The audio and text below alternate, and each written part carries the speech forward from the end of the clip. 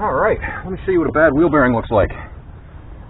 So, this van, not quite as fun or as cool as the motorcycles or the excavator or the 70s sports car, but this is the workhorse. This is a 1995 Dodge Caravan.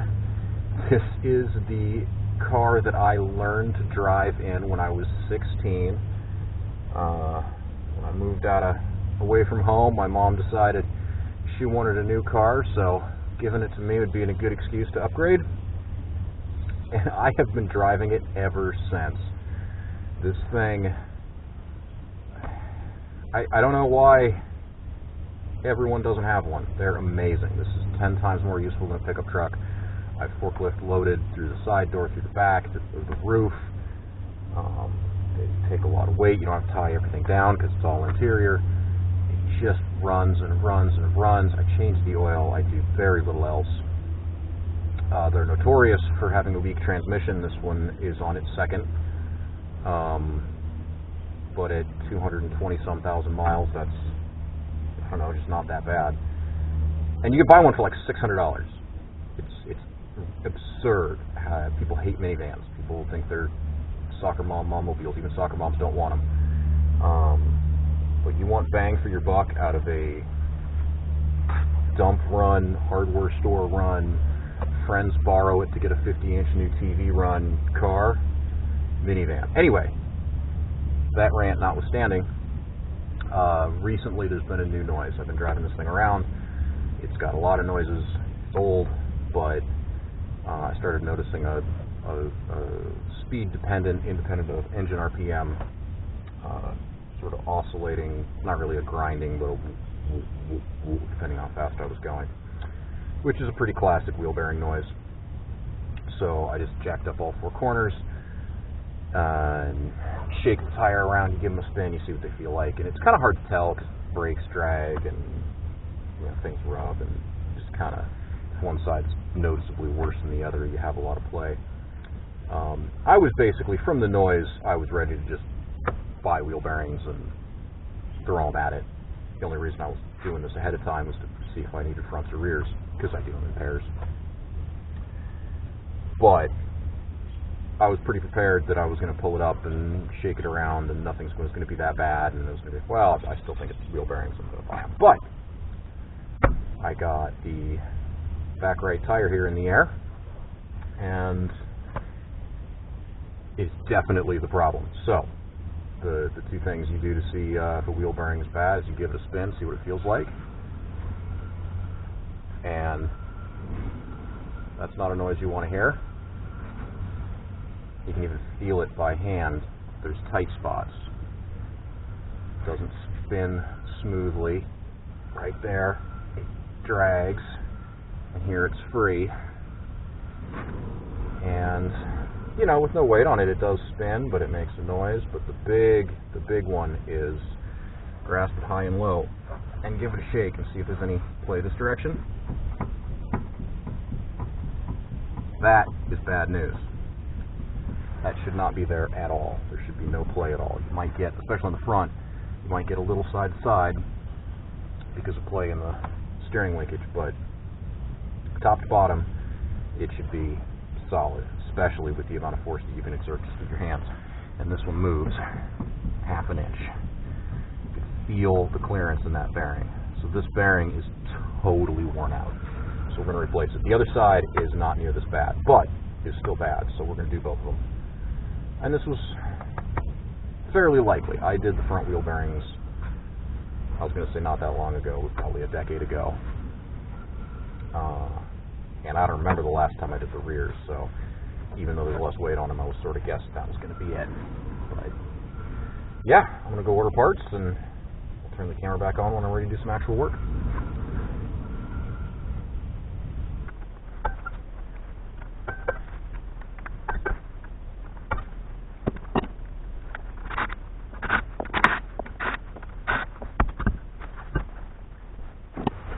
Alright, moving the wheels. Trivial on these. Take out the lugs, take the wheel off. drums are pretty straightforward too. There's a dust cap on here. You pry off with a small screwdriver, and then underneath there's an axle nut.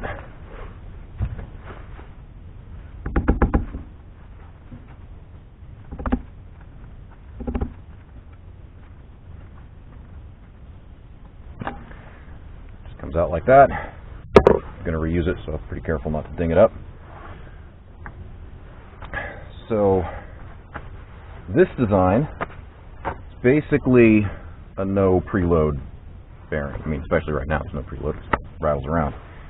But there's a 1 1/16 inch hex axle nut, a thin nut on here, and there's a cotter pin and this little formed sheet metal part that snaps over the nut, and the cotter pin goes into tabs here, and that stops from backing off, which is important because you don't torque it. There's no preload. It's just literally hand tight. I'll go over it. I mean, there's not that much detail to go over, but we'll see it when we put the new ones in there. You torque it to a very low value. You bed the bearings, which just means spin them a couple of times. You back it off, and then you literally use your fingers to tighten the nut as hard as you can, which is nothing with your fingers. And then you put this keeper on it, and that's it. So, nice thing is that means no huge wrenches or ugga-duggas to get it out. You just need to remove the cotter pin, remove the keeper thing. I don't know what you call those kind of spline castellated formed keepers, but that just comes straight off, so bend this straight. Cotter pin out. And this keeper's just sitting here. Cotter pin goes between some of these notches, and it both holds it on and stops it from the notches stop it from rotating relative to the hole in the shaft, and the shape around the nut stops the nut from rotating. That's all there is to it. It's the only thing holding your wheel on. But that's a 1 1/16 hex, a 27mm works great. And see, that was it. There was no preload on this.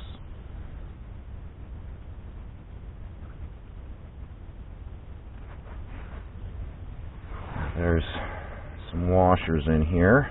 Let's see if I can tease them out. There we go. Yep. This is a special washer. It's keyed. Can you see that through the grease? There's a tab right there that engages with the keyway on this shaft that stops the washer spinning.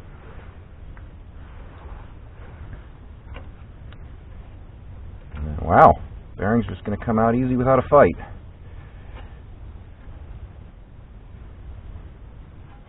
So there's the outer bearing. Honestly, doesn't look that bad. Clean it up and get a better look at it, but nothing alarming. You've seen my truck videos, you've surely seen worse. So, there's nothing holding the drum on right now. Parking brake's released, spins freely. If we're lucky, it's just going to come off. Doesn't always. If the inside is worn, there can be a lip behind the shoes that'll stop this coming off. But oh man, we're going to get away with it. No problem. And that's it. You can see the raceway of the outer bearing still in there, and the entire inner bearing still in there. That's the stuff we're going to replace.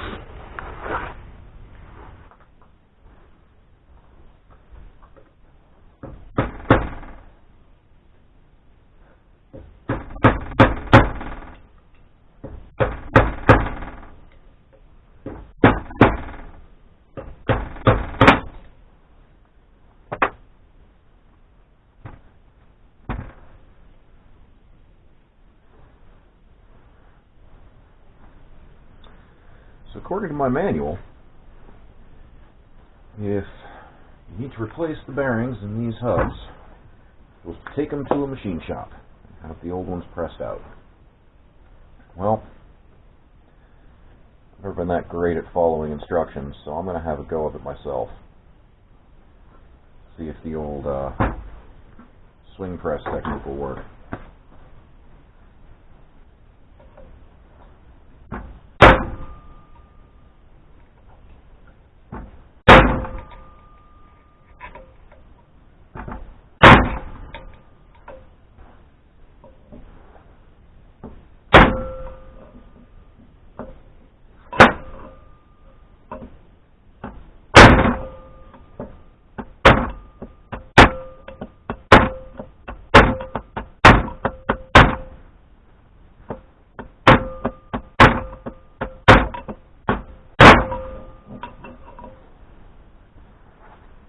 Easy.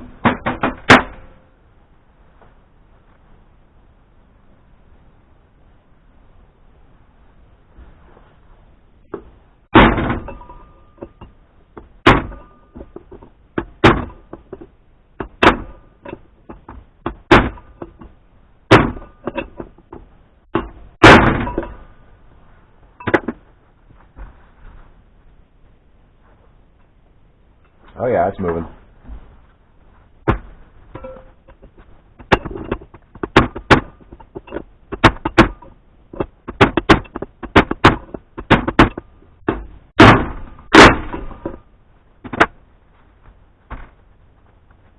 No problem. So it doesn't really matter at this point, certainly, how bad these are. We're replacing them. I'm not putting these back in. And we had a problem, so we're definitely replacing them. But I always kind of like to see what we had. And, well, these aren't that bad. It's kind of hard to tell looking at a bearing how it's going to behave when it's loaded up. I mean, that feels pretty crusty. But looking at the rollers in the cage, they're round, they're straight. I don't see any like heat discoloration or spalling or chips or cracks or anything that's immediately bad. What you do see is in the race itself. Those lines are just grease from where the rollers were sitting just now. But if you clean it, it's much more faint, but there is what you call spalling. These small indentations spaced about where the rollers are, and this is, if you just feel it with your finger, it's not. I mean, it's smooth, but it's not round anymore. It's got a notchiness is much too strong of a word, but it's a wave in this round profile where it's worn a little bit unevenly. And that's no good. That's got to go. I'm sort of assuming that this camera is not going to do well enough to actually see this stuff. But you can also see, if you pull one of these out and look at it, you see this discoloration, these gouges or whatever right on the very inside edge there. You may think like, oh, there's my problem. Yeah, no, that's from the punch getting it out just now. Those weren't there. That's not your problem. That's you caused that, but it's fine. It's garbage. It's going away. The other thing that I notice, as I think I said, I do not recall ever doing these bearings. It's possible that the last time these bearings were done, it was at a mechanic before I was doing this kind of stuff myself. But I notice, well, not on this, I don't have the other one out yet, but I noticed that the right and left side bearings are different. On the right side, which is giving me more trouble, is it's got the same, so there's a interchange number, an LM12798, 48, I think, on there, and that's a universal size code for the bearing. Multiple manufacturers will use that. This bearing doesn't actually have a manufacturer's name on it. It says USA DEV. And I don't actually know what that means. But this, on the left side, is a Timken bearing. Timken sort of wrote the book on tapered roller bearings, and I pretty much always buy them. When I'm going for new parts, they're reasonably priced, and they're the guys. If you're talking to an engineer and you say, "Hey, put a Timken in it," that's like saying a Kleenex, right? Or a Lego. That's synonymous with a tapered roller bearing. They are the world authority on this, and all the high-end German, Japanese bearing manufacturers also make these, but Timken's, they make a good bearing. It's reasonably priced. I buy them. They do well. And as we see here, whoever made this, proudly made in the USA bearing.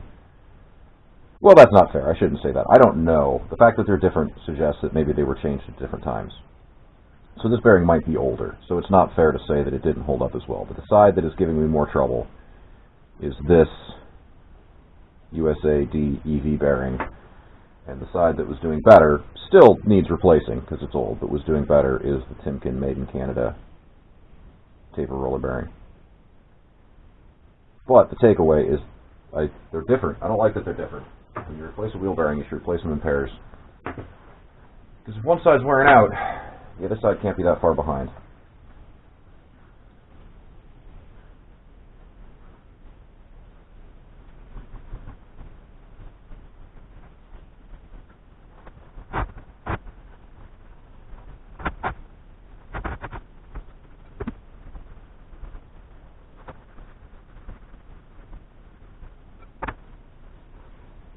Alright, both hubs are all cleaned up, ready for new bearings. We'll show up tomorrow. Cleaning kind of does two things. One, you don't have to worry about grease compatibility. There are different bases for grease, and if you mix them, they can fail prematurely. So you want to make sure that if you're mixing greases, you know all about what's in them and how they're made and all of that kind of stuff. So we clean all the old grease out, so it doesn't matter. We put in all new grease, and it's going to be compatible with itself, so no issues. The other reason we clean is so we can see. And this probably wouldn't cause any problems, but there's a nick right there. I don't know if I did that when I was hammering it out, or if somebody previous did it, or casting defect, or what. But I can feel it with my finger, and I can see it. It's a little bit sharp. I think it's below flush, so pressing a new bearing wouldn't do anything, but this is the face that the seal goes in. So clean everything up, you can see that kind of stuff. And now I'm going to take a real fine needle file and polish that down until it's not sharp anymore, so that it doesn't cut the seal when I'm installing it.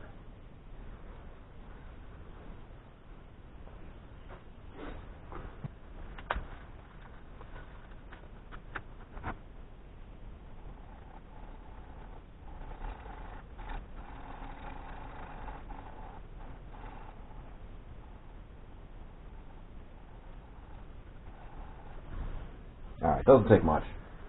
That feels way better. Of course now, third reason to clean, I got to clean this really, really good, because the shavings from that file are abrasive. So if I leave any of those behind, they'll get into the grease in the new bearings, and they'll circulate around in the bearings with the grease, and they'll essentially sand it from the inside. Do not want. That'll definitely wear it out prematurely. And you can't use compressed air to blow it out. One, because it wouldn't work that great. Despite my efforts, this is a paper towel cleaning, so there is a little bit of grease residue on some surfaces, and the fine dust would stick, and blasted air wouldn't get that very well because it's not dry. But the bigger reason is that that would kick up a ton of brake dust that's all in here, which would be great to have it cleaned out, but the stuff that they put in brake shoes and brake pads is nasty, nasty, nasty. You do not want to be even close to a situation where you might breathe some of that stuff, so don't use compressed air. Just wipe it down. It's not going to get as clean, but that's fine. Brake dust doesn't hurt anything. And it's just going to get more on it as soon as you put the thing back together, so that area doesn't need to be that clean. The interior here where the bearings go, I get pretty clean, but that's not, doesn't have the same concerns. There we go. 2 Caravan drums ready for bearings when they show up tomorrow.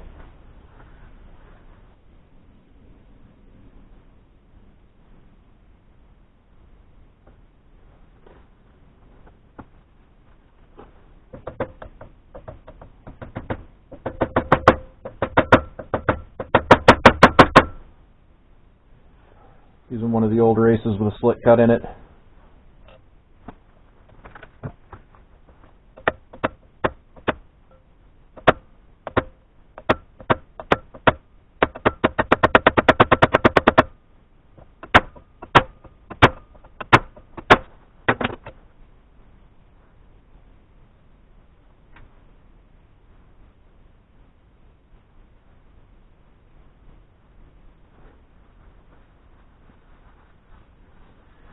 This grease does help the race go in a little bit easier, but the main reason to do this, a really thin layer of grease before you press in the race, is for next time.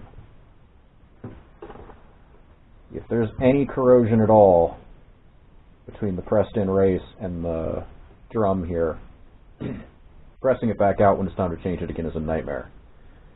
A thin film of grease does a great job of preventing that and takes 10 seconds now, so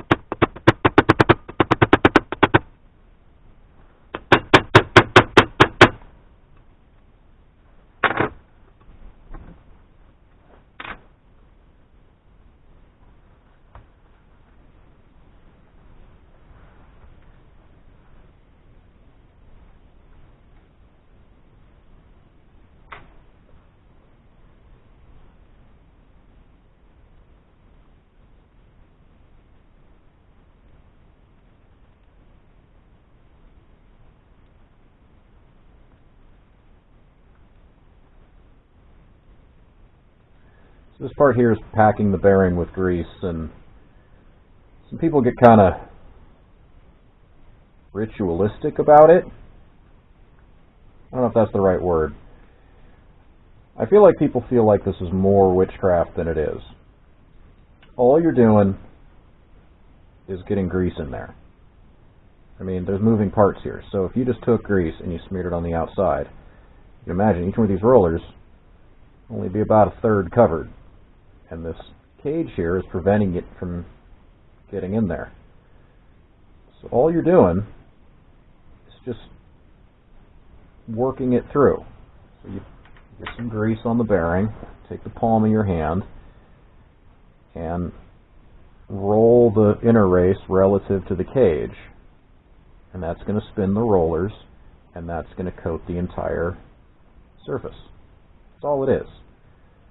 People who have like rain dances and special technique, and I don't know, maybe it does something, but don't be afraid to do this because it's not rocket surgery. Just get grease in there. Also, I'm led to believe that it is technically possible to put too much grease in a bearing. I don't really worry about that. I figure grease the pants off of it. More is better. I think that in order to actually have a problem, you have to have a situation where it's so like you've displaced all of the air in the entire system and there's nowhere for anything to go, and I don't know. The odds of that happening seem pretty remote to me. So I packed the bearing with grease. And then I kind of fill around the outside here before the seal goes in.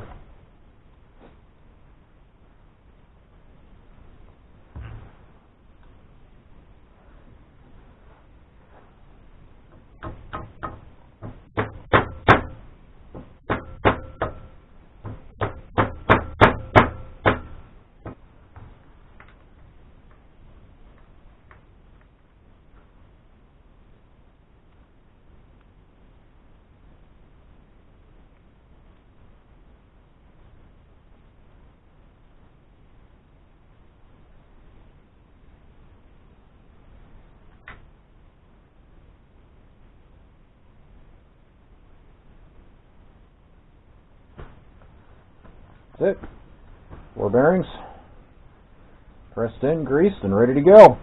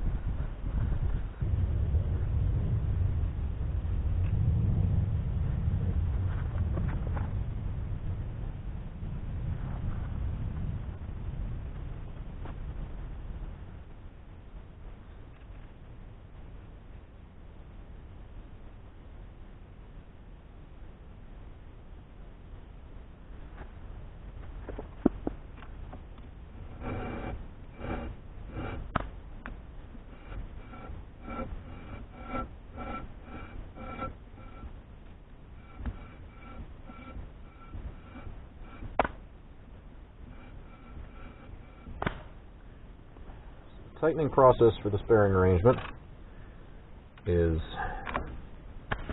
12 foot-pounds. Click.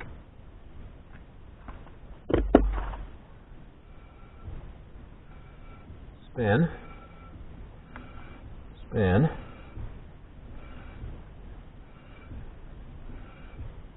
Spin. All you're doing here, feeding everything. Keeping the grease where it wants to be. If there were any little contaminants that got in there, it shouldn't be, but what you don't want is you don't want a situation where those bearings are not quite in contact when you set everything. So you want to give all that stuff a chance to kind of shake out with 12 foot-pounds on it, and you back it off. Just loose. Don't let anything move. And then you tighten the nut with your fingers. So, 0 foot-pounds.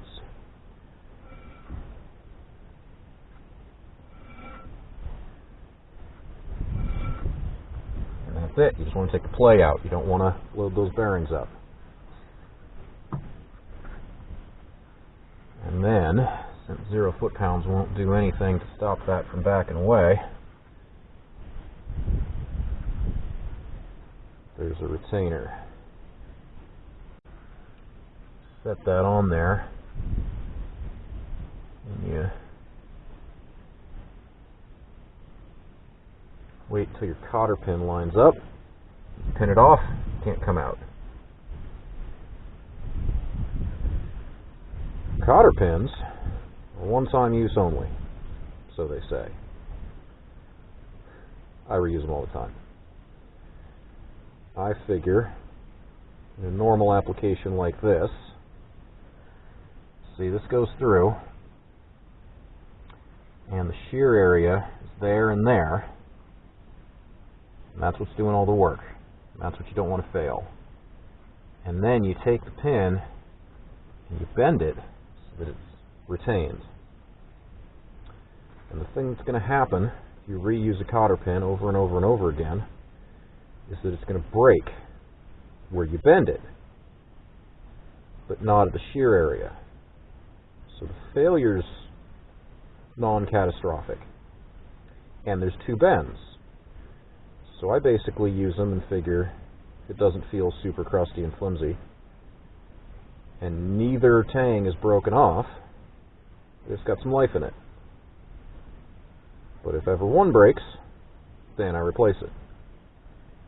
I mention that because one's broken. So it's time to replace this cotter pin. I'm going to go get another one.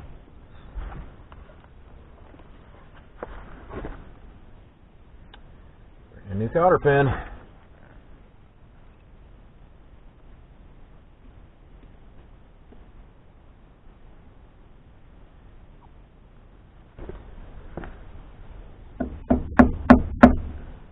There you go. Sealed up for another, who knows, 100,000 miles.